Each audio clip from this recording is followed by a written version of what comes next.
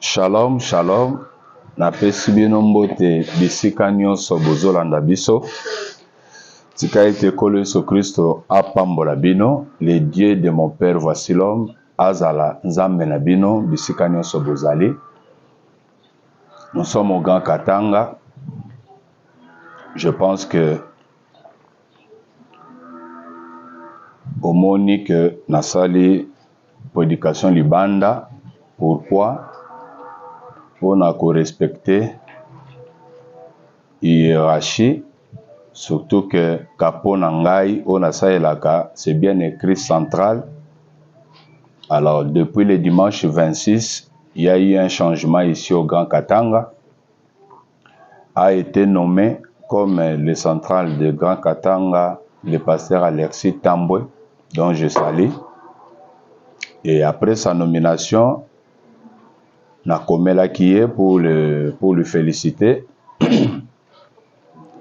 Pourquoi je l'ai fait? C'est ça, Musala Nzambe. Musala Nzambe eza ya ba NT, Musala Nzambe eza ya bitumba te. Musala Nzambe eza te ke fona luka na boto la place à mutu. Ponga na zwango, parce que c'est le spirituel qui dirige. Pour que vous poste, ce qui nous a accompagné en côté, c'est inutile.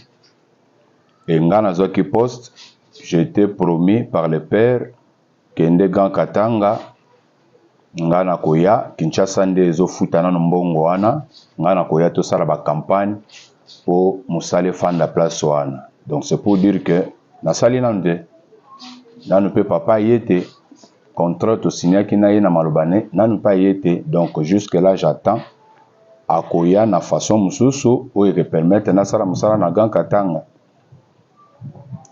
On a fait un grand travail pour Bible Zoloba. Nazotanga ba verset. Toute écriture est inspirée de Dieu et utile pour enseigner, pour convaincre, pour corriger, pour instruire dans la justice, afin que l'homme de Dieu soit accompli et propre à toute bonne œuvre. Je fais un travail, il y a qu'à instruire, il y a qu'à corriger, il y a qu'à censurer, parce que c'est l'écriture de Dieu. Na makamboni sebande ko le ka au Grand Katanga pour permettre que l'homme de Dieu que nous sommes soit accompli et propre à toute bonne œuvre. C'est ça ce qui compte. Et Bible continue, chapitre 4, je t'en conjure devant Dieu et devant Jésus-Christ, qui doit juger les vivants et les morts. Et au nom de son apparition et de son royaume. C'est-à-dire, Musala Nzambe tozosala. Faut que Kolo Yesu Christ a juger ba vivant na ba o basi ba kufa. Donc quand naza vivant faut na bongisa. Nazala na ba bonne œuvre, nazala na mabete pour ata soki na kufi tant ba juger nga propre. Et je fais ce travail là. Prêche la parole, insiste en toute occasion, favorable ou non, reprend, censure, exhorte avec toute douceur et en instruisant. Je fais un travail depuis début, il y a mois de janvier, je le fais. Et maintenant, tu côté na page Moussous. Aux autres, c'est ce qu'on a le ban. C'est la première prédication depuis na longwe mukonza Grand Katanga. Aux autres, le bani. Yo, aux apena mu pagano. Aux amu pagano fo bongwana. Aux autres, le bani. Tala ndenge ba vie zo mata ba tuazo kote bele po ba yoka. Nde moment oyo musala Nzambe ya malamu mature nazwaka moyen fandisa Yesu siko bien po bokote bele po boyoka nazana loka ya matata pourquoi na ozala na ngote. Parce qu'un jour David a dit ceci. 2 Samuel chapitre 16. Blanda bien nazo pe sa leçon. Lorsque David eut un peu dépassé le sommet, voici Chiba, serviteur de Mephibosheth, vint au devant de lui avec 2 ânes battés. des ânesses battés, sur lesquels il y avait 200 pains, 100 masses de raisins secs, 100 de fruits, de thé et une outre de vin. Le roi dit à Tiba, que veux-tu faire de cela? Et Tiba répondit, les ânesses serviront de monture à la maison du roi, le pain et le fruit de thé sont pour nourriture les jeunes gens et le vin pour désaltérer ceux qui seront fatigués dans le désert. Le roi dit, où est le fils de ton maître? Et Tiba répondit au roi, voici, il est resté à Jérusalem, car il a dit, aujourd'hui la maison d'Israël me rendra le royaume de mon père. Le roi dit à Tiba, voici tout ce qui appartient à Méphibosheth et à toi. Et Tiba dit, je me prosterne, que je trouve grâce à tes yeux, ô roi mon Seigneur. David était arrivé jusqu'à Bachirim, et voici, il sortit de là un homme de la famille et de la maison de Saül, nommé Shimei, fils de Guéra. Il s'avança en prononçant des malédictions. Il ne faut pas prononcer des malédictions sur moi. Il ne faut pas dire de mauvaises choses sur moi. J'ai été envoyé par le Père. Ne dites rien. Est-ce que Père a reçu la choix ma bé? Tandis que Mutassambeli Penzamba Lobi. J'ai au moins 12 prophéties. Avant Naya Awana janvier 2024, le prophète Baoloba, 12 prophéties. Et il jeta des pierres à David et à tous les serviteurs du roi David, tandis que tous les peuples et tous les hommes vaillants étaient à la droite et à la gauche du roi. Shimei parlait ainsi en le maudissant. Va-t'en! Voilà l'homme qu'il lui fallait à la place qu'il lui faut. Va-t'en!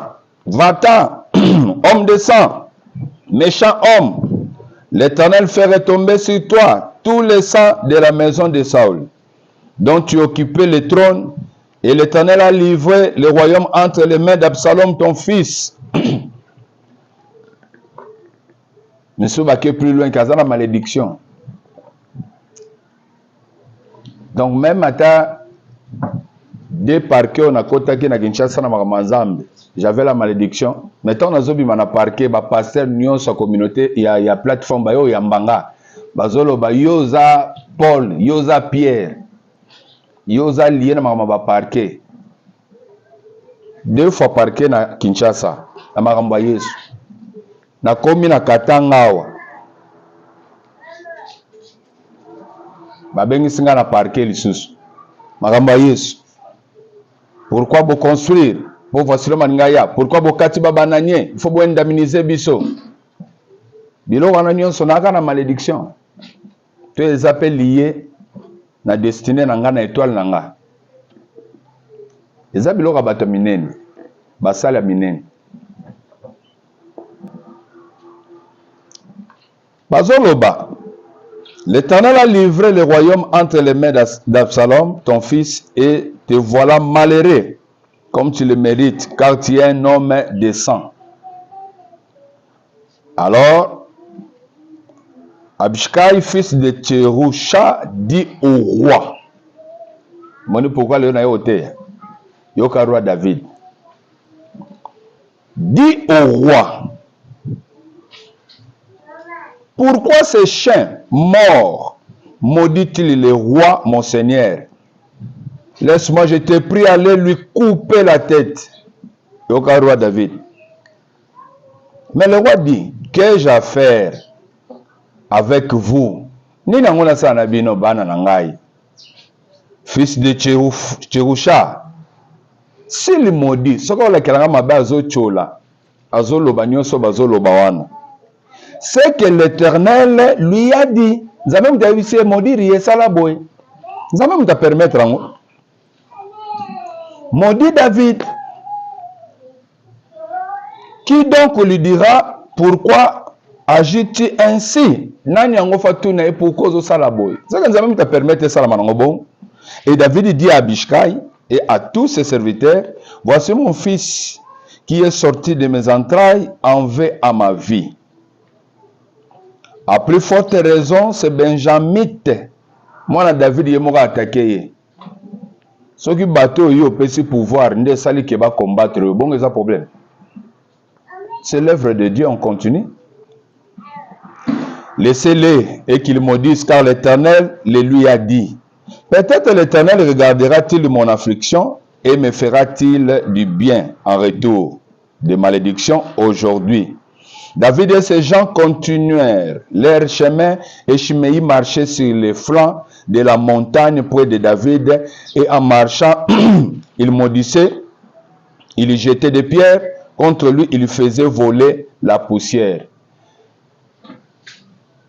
Nateite lobi, moi c'est nanga tellement zolela depuis dimanche ti lundi, a boyi lobi, tika kote ya te fanda ka bongo, na boyi tika. Kozana moi sa malamu, na bise bon, na kote ma kama mabete na kote na yoki yeti lelo moni, nzamba pesi inspiration o na koko tele malboso po nateya. Pourquoi? Parce que nazana moi sa malamu. Oya ko reprendre ngai bisinga te kolobelo kote fanda biso moko toyebi depuis le départ makambo nini nzamba lobaki. Et puis pasteur François moka yebi nini nzamba zo yebi se po sala batindaki yo sale effort o memi biso awa na ndenge na yo to yawa na Grand Katanga eza exploit munene nzambe nda yebi nini yo bakoloba pona biso tokoyoka décision na yo pe ke za la décision malamu na yebi se ça va. Et je me suis réveillé ce matin. Nathalie, nakumoni moral neza bien. Na ibise na zoteya. Pona yoka soka olobani. On a zana poso loba bien. Nga habité. Moment où bachaka Yesu bien yango. Omoni na David a agir. Amicalement. Pasteur Alexis, bandéoné soit du pouvoir. Tout ça la musala Yesu. C'est ça l'œuvre de Dieu. J'avais écrit, moi je suis solide en Jésus-Christ. Donc, loko moka matata pona bino ezate, bosala musala nzamba. Nzamba sala na bino. Ya mutu ye ezato te ya kaka. Maintenant, je vais prêcher.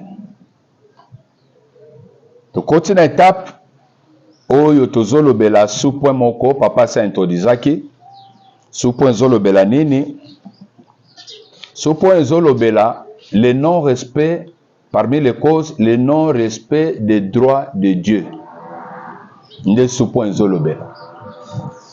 Alors, sans plus tarder, je vais avancer pour te comprendre. Moussala ya Tongwa Lelo. On va avancer. Nazotanga Malachi. On va naoser naloba mabe. Moi, nazamba ngabongote. Nalobi bien. Malachi chapitre 2, premier verset, Tozokita. Maintenant à vous cet ordre sacrificateur. Si vous n'écoutez pas, si vous ne prenez pas à cœur de donner gloire à mon nom, dit l'Éternel des armées, j'enverrai parmi vous la malédiction.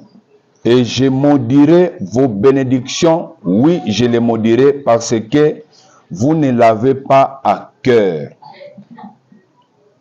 Voici, je détruirai vos semences et je vous jeterai des excréments au visage. Les excréments des victimes que vous sacrifiez et on vous emportera avec eux. Vous saurez alors que je vous ai adressé cet ordre afin que mon alliance avec Lévi subsiste, dit l'Éternel des armées. Nzamba zoya azoloba. Nakati na banganga nzambe pona nini banganga nzambe basala musala moko musala nini bakosala musala bateya bandimi na nini nzamba za na alliance. Mon alliance avec lui était une alliance de vie et de paix. Nan Lévi. Qui est Lévi? Lévi est attribué mobimba mais aza mwana ya Jacob. Oyo nzamba zui parce que comme les hôtels sont attachés à, c'est-à-dire Lévi est attaché. Quand maman a zobota zolba, maintenant mon mari sera attaché à moi. C'est-à-dire Lévi est attaché à Dieu. Nzamba y a le bien. Le quoi y a attaché à nzamba zui comme libota ya basali na nzambe. Et na kati ya alliance o nzambe atiaki, Lévi n'avait pas de part en Israël. C'est-à-dire azana musala osala te, nzambe alobi 11 tribus nde bayaka bapesa ba offrande. Et ba offrande ya nzambe Lévi nde azozwa yango.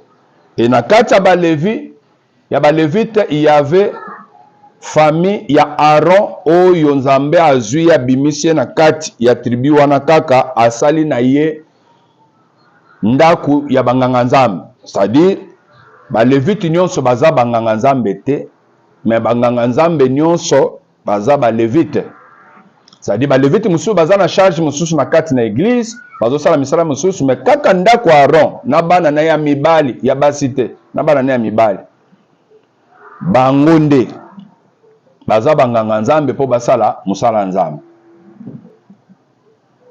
Nde lelo tozomona bana basi bakoti bango pe bakomi basala nzambe tout consort bakamba église na kati ya makambo na nzambe eza te. Ce sont des malédictions. Eza ba malédiction bato baza kosatire na vie na bango po nzamba apesi yo mandat te, po nzamba akosambisa bato oyo apesi mandat pe akotuna bango ba ame ya bato nyonso bango badirijaki. Alors soki yo bengami te na makambo wana eza passe. Entre parenthèses, nafongola parenthèse moko nde nazonga place ya balévite wana. C'est-à-dire la malédiction bato bakoki kosatire nango na bafaçon ebele. Ndo moni étape touti ya makambo ba malédiction eza na bato mosusu baza maudite kaka po andimi azala na ministère. Mais yo za mwana mwasi ministère epesami mpo na bana basi te, po mwana mwasi apambolaka te. De l'Ancien Testament ozokuta il faut kaka ba Isaac nde bapambola, il faut kaka Abraham apambola, mwana mwasi apambolaka te. C'est-à-dire bato bakoki kotire malédiction ndenge touti na étape ya kotalisa malédiction na basansi ya kotouche makambo nyonso. Même on se retrouve dans l'église moko mwasi nde azokamba, c'est une malédiction. Eza malédiction, nzambe apesi autorité wana te. Nazo fongola même branche moko idée zo matanga sikoyo. Eza na bato mosusu baza maudit à cause, eza parenthèse na fongoli, je vais rentrer na ozonga, je vais revenir na Lévite. Bato mosusu baza maudit à cause ya ba désordre mosusu basali na vie na bango. Na tirer verset moko et introduire biso passe na zolobela. Pona moni matingai. Ésaïe chapitre 30. Ésaïe chapitre 30. Ésaïe chapitre 30. Maman pasteur a banga kaka mona ndesi na obeta ba main libre. Main libre ezate sina na teyaki. Sina conseiller sina zongisa ke batu. Fo mona ne azotala nga. Ésaïe chapitre 30 verset 1er. Bible zoloba nini? Malheur, dit l'Éternel, aux enfants rebelles. Balaka mamabe, malédiction landa bango, elobi nzambe. Elanda banani. Malheur, dit l'Éternel, aux enfants rebelles. Malheur elanda bana na nzambe. Malédiction zoute pa nzambe. Azoloba malheur elanda bana na nzambe, elanda bango pona nini? Parce que baza ba rebelle, ba tomboki. Quand on parle de rébellion, c'est-à-dire eza bato yo batombokeli pouvoir oyo eza légitime. Makambo eza légitime, oyo sengeli ezalela bongo, mais bato wana ba se rebeller contre ango. C'est ça ce qu'on appelle la rébellion. Alors maintenant la rébellion et pas nzambe et que na sens nini? Tozum nduki poto que no beta nzambe na lola. Okoma ndeni. Oyebi pe nzela te. Mais comment ça se passe maintenant? Rébellion eza na sens nini? Nzamba solo basiko tala sens rébellion na bango. Balaka mamabe elobi yawe nzambe aux enfants rebelles qui prennent des résolutions sans moi, c'est-à-dire bazwaka ba décision makambo na bango batuni nzambe te. Ozo décider banda ba voyage otuni nzambe. Nzamba lobi malédiction landa yo poza mwana na nga fotu na nga. Otuni nga te. Ozo za décision sangisa mbongo na mutu bando sala ba faire à Dubaï. Otuni nzambe. Nzamba azomona ke mbongo neke neko zinda po mutu ana fale pa bo sangisa mbongo. Ala nzamba lobi malédiction landa yo. Ozo za décision ya kobala. Eso tuna kinzamba. Na lobe tuni nzambe, po nzambe mutasala bato. Yo yebeta dama mbali oyo, oyebeta dama mwasi oyo. Ce que ma décision balaye, aujourd'hui ma décision balaye pourquoi? Na simbi côté ka mariage. Qui prend des résolutions? Azo ba décision makam. Ndenge yo poza la ozela ti ndenge okoti na kati ya vidéo lelo ozozela azo décision nini? Ako silika, azo longwa CACVH. Ngala longwa CACVH, oyebi makambo zamba yebisa inga. Awa ataba zo bengana nga. Naza na jurisprudence. Oyo c'est ça le mapa pasteur François na kolala na poto na kokangeka na lokolo na kolongwa te. Pourquoi na kolongwa te? On a chiffre 3. Chiffre kokisama. Na chiffre 3 na kolongwa te jamais. Ataba suspendre nga. Okuta na fandi. Ataba zwinga bazungisinga serviteur. Ndenge lobama kitoko tindele billet na téléphone. Akozonga Kinshasa serviteur na Kalimbele. Bon total mwasi na bana oya bengisa bazonga ndenge nini. Problème ezate. Na kozonga bena serviteur on limite serviteur pena. Ba yopesa nga bibeko. Bon nazaki serviteur to mona ete nazaki serviteur. Ba pasteur nso ba limango oyebi combien ya baninga na ba pasteur ba na ocholanga. Eh yo serviteur à Kalimbele. Allô serviteur à Kalimbele moza bien. Ba tshelo salaire. Ba yopesa ko transport. Nazo seka. Nazo sekananga kaka. Mais quoi na beti nzambe mutatindinga alobi ngai na tindi papa pasteur François ndenge nzamba alobi s'il faut na longwa CAC faut nzamba ya lobad faut nzamba ya loba so nzamba alobi te na kolongwa te na kotomboka te même moi so nanga azana loka ko tomboka te ata omona flou azolela mais nazo c'est toujours na morale balobaka te po toza na alliance. Faut fanda alliance ndeke défendre kaka peso intérêt na yo pe. Au moni niveau nazaleli. Hein? C'est-à-dire ba brave serviteur, ba brave soldat, ya voici l'homme. O baza mire.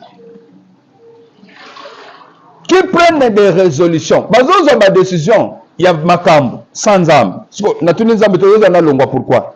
Na tuni nzamba lobelo côté oyozo na finga na tomboka pourquoi non amicalement c'est normal tant on a commelé qui papa pour nous féliciter merci papa yo zala qui au côté na téléphone n'importe. Je m'appelle Michael et je suis comme mon nom au monde à l'avenir qui prennent des résolutions sans Dieu oyozo a décision à makambo tout na nzambete. La malédiction land. Qui font des alliances sans ma volonté. Sans la volonté de Dieu, tu fais des alliances. Liba les animes. Les alliances mimbato salinga la moisson ngati. Poto tambola nzela moko. Les alliances mobim. Et to garder l'intérêt libal. Les alliances mimbato sali. Siko nzamba lobi, malédiction landa yo. Tu es maudit pour sali alliance moko à mariage, ngayo tuningate. Qui font des alliances sans volonté de Dieu pour ajouter péché sur péché. Ah, c'est pour dire quoi? Et ça, batumusu baza maudit na ba mariage na bango, peut-être pour échapper, na toucher un mariage, baza maudit na ba mariage na bango à cause ya kozanga koluka volonté nzambe pona libala na yo. Obala nzambe mutapesa mobali oyo. Obala nzambe mutapesa mwasi oyo. Nzamba lobi libala bongo bazoko bakisa masumu likola masumu. Pourquoi? Parce que mariage à volonté nzambe ezalaka. Mariage à volonté nzambe ezalaka. On nzamba pesa mutu mwasi bongo Eve aza mwasi nzamba ko pesa pa dante. On nzamba pesa mutu mwasi Genèse chapitre 24. Rebecca bazo pona ndenge nini? Eliezer asambeli nzambe te alobi nzambe na mona loko boyeboy. Nde nzamba bimisi Rebecca oui ou non? Et puis Abraham azolo bakende na famille na ngando balela kuna na pays na nga. L'ange de l'Éternel a osanayo. Ce que nzamba salika la coïncidence dans les villes, nzambe muta dirigeango po babzoka Rebecca. Et vana batu bakopambola maté na ba mariage na bango à cause ya kozanga kotuna volonté nzambe. C'est pour dire quoi? Ba parents, aux na église. Comment ça mwana te pas suki mutema lobi na komi boma soko boningi te kondima te. yo pe mobota za mwana na yo aza investissement mobimba aza cadeau nzamba pesa yo bana baza fruit oyo cadeau nzamba pesi biso eza net investissement ozo investir na entreprise moko po futa olobi nde bana o nzamba pesi biso so ozo tika investissement na yo kotaka na erreur ata tomboki avant ndima mariage wana il faut yo posola na nzambe mwasi oyo tozwa ye topese mobali oyo to te vous avez un sentiment pour d'autres, non? Qui font des alliances sans volonté de Dieu? Zamba lobi, baza maudit. C'est-à-dire le mariage est belé dans l'église. Hein? Comme ce n'est pas la volonté de Dieu, baza na malédiction en zambe. Olobi nini? Na lobi baza na malédiction ya nzambe. Toko bato na 4. Na tuni toko bato na 4. Nazo continuer. Bazana malédiction, babalana, bazabana nzambe na église, mais babalana sans volonté de Dieu. Eza malédiction. Liba la volonté nzambe zalak. Na pesa sous verset moko.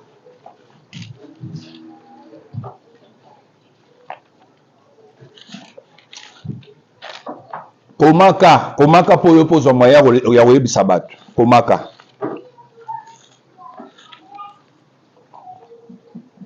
Ma passer à otala nga makasi. Zala calme, na zote nga normal. Jean chapitre 4. Mais libre zate. Jean chapitre 4 verset 15 nazo quitte. La femme lui dit à qui? Dit à Jésus. Seigneur, donne-moi de cette eau afin que je n'aie point soif et que je ne vienne plus puiser ici.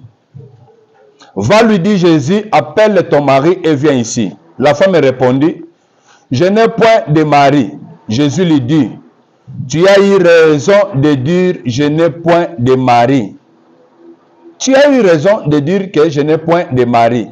Quand on dit de mari, c'est-à-dire, Moubalou Abalaye. Quand on parle de fiancé, c'est autre chose. Quand on parle de concubine, c'est autre chose. Mais on parle de mari. Moubalou Abalaye. Pour nous confirmer que Babala qui est, voilà ce qui suit. Car tu as eu 5 maris. Oyoki? Donc Babala qui est 5 fois.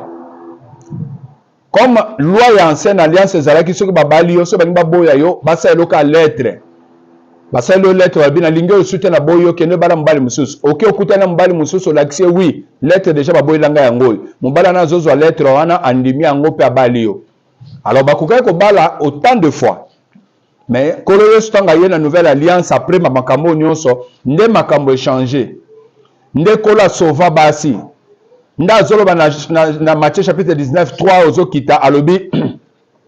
Mais moi je vous dis, sauf infidélité pour na robo ya mwasi. Soko lingo boya mwasi lo bezala asali kindumba. Abime infidèle pa na yo. Ndoko robo ya ye. Maintenant c'est na scène alliance. Ezaleka o sepeli sute pa ko munene mingi. Pozo za la sous forme bien te sala lettre bengana ye. Pour moni quelque chose d'indigne chez lui au bengani. Siko awa lokole zaki nanu bakoro bala na mbale bele bongo nde kolo yo sazolo baboy.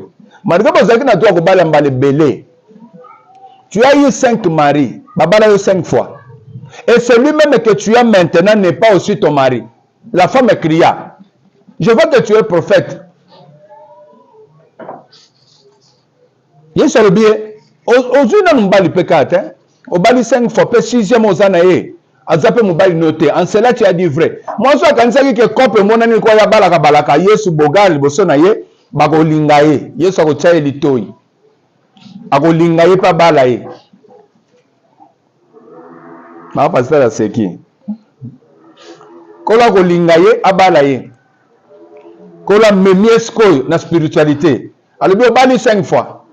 6e au pas mobile noté. C'est-à-dire moi, si on a koutani na 6 mariages, ma koutani mbala vite.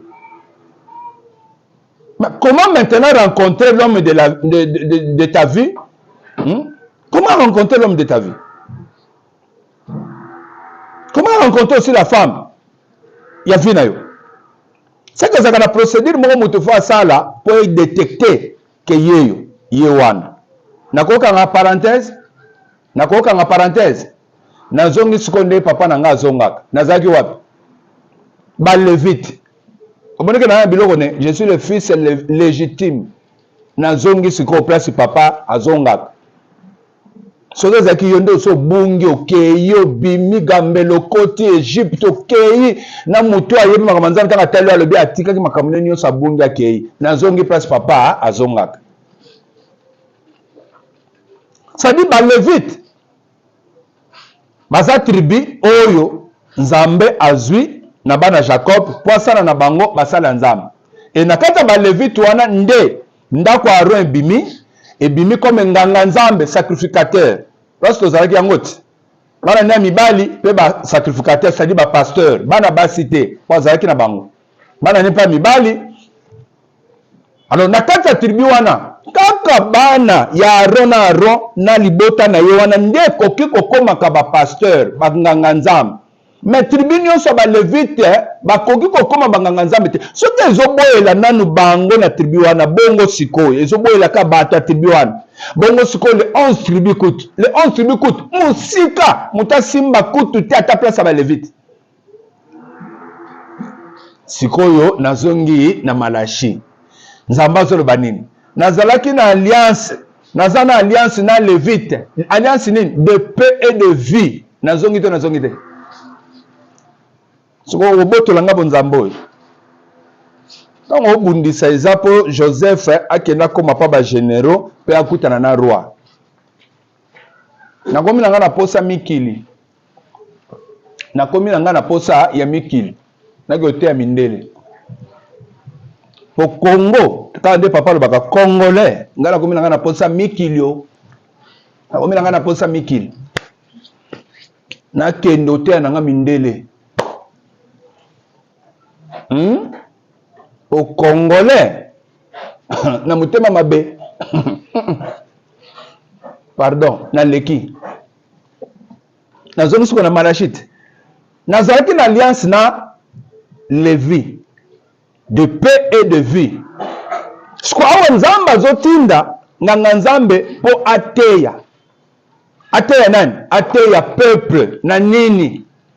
Que peuple faut ba yeba que alliance Nzambe na Levite ezanini. Levite azana droit oyo azozwa na peuple nyonso. Azozwa bayaka kopesa ba offrande, bayaka kopesa ba droit ya Nzambe po esala ke Levite oyo azwi musala te libanda atikala na musala Nzambe azwa kata ya koluka Nzambe ye pa zanga keloko akolia te.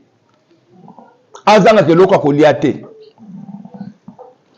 Alors pour alliance wana beba te, il faut nganga Nzambe sikoto yebisa église que les enfants de Dieu doivent comprendre qu'il faut apporter les offrandes. Verset moko rapide. Malachi. Malachi angokaka. Malachi chapitre 3. Verset 8. 8 nazokita. Et non me trompe-t-il Dieu, car vous me trompez et vous dites en quoi t'avons-nous trompé dans les dîmes et les offrandes. Nazuka et offrandes. Vous êtes frappés par la malédiction et vous me trompez la nation tout entière. Apportez à la maison du trésor toutes les dîmes afin qu'il y ait la nourriture dans ma maison. Apportez, bomema, c'est-à-dire que vous avez bomema. Toye bis église na tape to komi, le non-respect des droits de Dieu, que bandi me faut ba yeba. Nzamba za na alliance moko na Lévite. De paix et de vie. Lévi a koko kufa te, pas koko souffrir te, faza na kimia. Mais Lévi pas na kimia, de na zao. Je vis comment? So bo peso offrande te. Nde ba no bazo kanisare moko papa offrande yango, papa na tindelo boy. Nde zo sala ke na vivre. Na sala ka wapi? Na sala passe na sala te. Na sala passe na sala te, je suis l'église dans la maison. Est-ce que ceux qui peuvent l'éviter, à mon coup fait, ceux qui peuvent l'éviter, ils peuvent s'offrir. À vivre comment? À vivre na kimia? Nenzamba zoloba, alliance wana zaki po ba vivre, baza na kimia. Alors na moment nyonso, Israël a bandaki ko sunde l'église, a sundoli Lévite. Église kangami, Lévite azana eloko so akoliate, ba Lévite nyonso bazaki obligé sikoyo ba kima na cité ba ke no lukape musala. Eza loko Nzamba bengela ki ete. Eza na batu baza appelé na temps plein. ya ko kozala te ndenge naza boye naza lisusu nasalaka quelque part mais ya ko kozala na mbongo nzamba bandi kopesa ye asali investissement ya ba affaire eza na bato ebele balingaka kocompare bato bazwierement de fois bazocompare bato bake kocompare biso ti na bapere mbongo pere asalaka te masalaka bafere na ye moko te bomonaka travailleur na DGI bomonaka travailleur na ONATRA asalaka bafere na ye moko na oyo nzambe apamboli ye même dans son téléphone na chambre azogere bafere na ye mbongo nyonso ezokota azomona yango na telefone na ye na bacompte nyonso bancaire eza affaire na ye bongo même babraham bakende ye baosala quelque part eza mbongo abraham azwaki nde investir aosala baffaire na ye baisaki nyonso tout console. Il faut faire la part des choses, il faut savoir séparer des choses. eza na bato azwi musala boye nzamba ya récupérer alobi tika musala wana yo zalaka na église na prendre soin na yo mpona nini nzamba aza na posa aliesa ye livre aliesa ye liloba nzambe oyo ya kokende otambola nango te ya bato mpo aza na mission ya monene akokaki na bato nyonso te. Levi azalaki oyo afandi na kati na église mpona mosala ya nzambe 11 tribu ezwi ya kopesa et maintenant bazopesa te siko nzambe azwi azotombokela ke boyebisa bango na komodire biloko na bango na komodire basemence na bango. Pourquoi? Parce que bazozwa akere te ya koya kopesa baofande, bazozwa akere te ya koya kobonzela ngai. Lokola bazozwa ngo akere te nga nzambe na komodire na kobwakela bango les excréments. Excréments eza nini? Ba toilette ya nyama tango bazoboma nyama wana ba toilette ne tolongolaka na michopo wana so nzamba azoba kobwaka ba toilette wana likolo na biso na elongi na biso pona nini?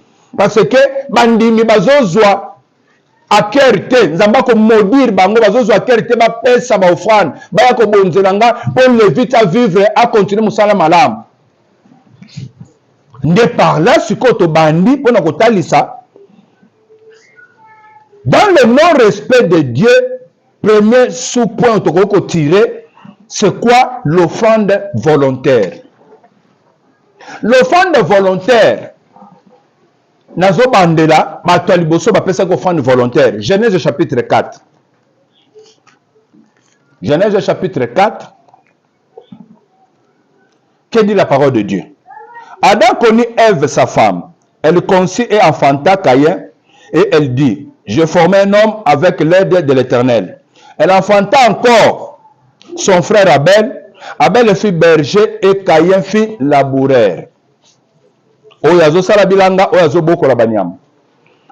de quelques temps, tant de quoi? Tant de leur travail. Basali Moussal, tout le cas déjà tapoine. Caïn fit à l'Éternel une offrande de fruits de la terre.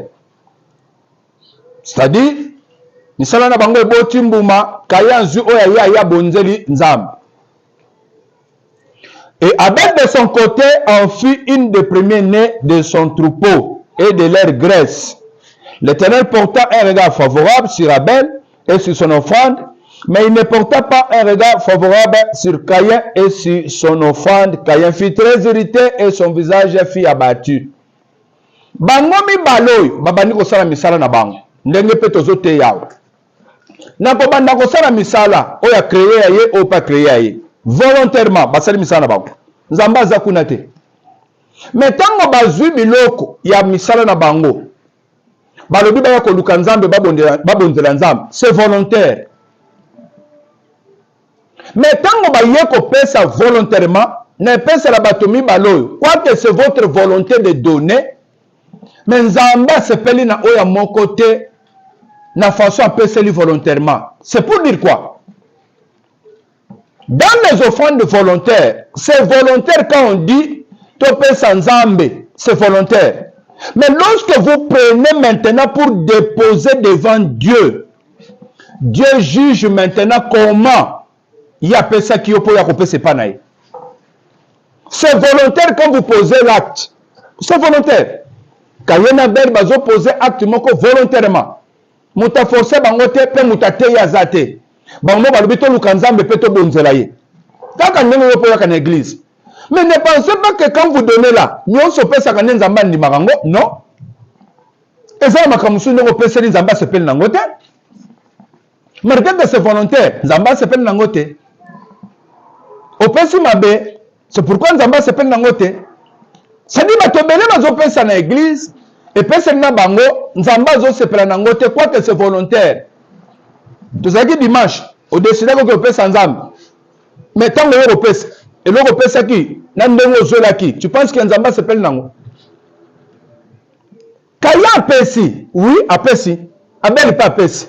Mais Nzamba s'appelle na oyo ya Abel, a s'appelle na oya Kayente.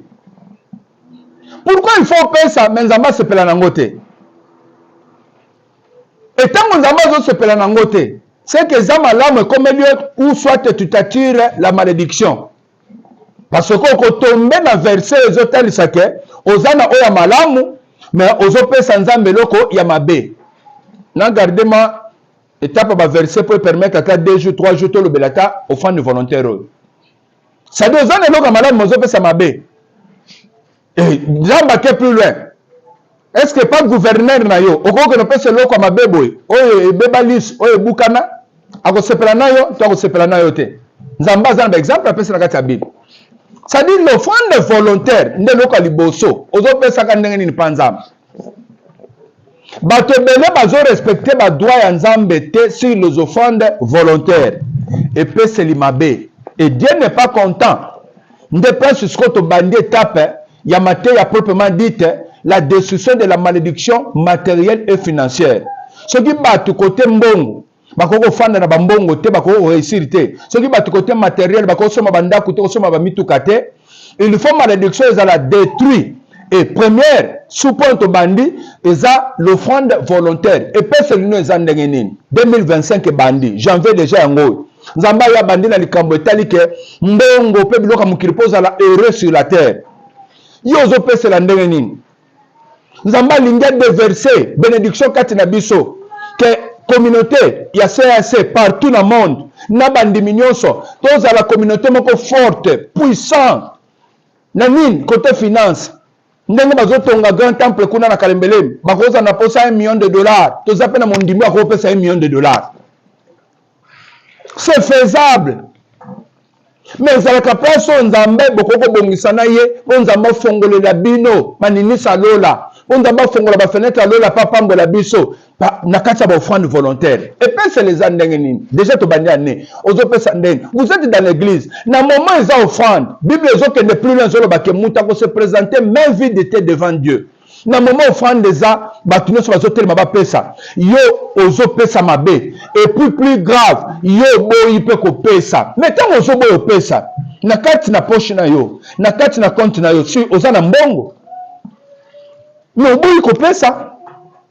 Ozobi manani muyimi oya boya kakokaba oya boya kakopesa est-ce que ça na ba verset ezolanda pe ezokanga yo na sens wana ke oboya kakopesa oza muyimi il y a des versets alors toi bato ezopesa yo ningo pesa te oza ce qu'on objectif nini Lévi azala na problème Lévi azala kimia te Lévi akufa église musana nzambe azana tanso akofana na église taluka nzambe musana nzambe pa bimaka bana okiroko luka misala ke nokoluka place nini akozwa quelque chose et musala nzambe wana ndazo diriger bino ndaza papa na molimo siko quand est-ce qu'akozala na nguya quand est-ce qu'akozala na temps kokota ka ba prière pa lukela bino nzambe malamu soki toyebi ko prendre en charge te soki toyebi ko apporter à la maison de l'Éternel te ba offrande na biso oyo ko permettre que église nganga nzambe pa tambola bien car la parole de Dieu dit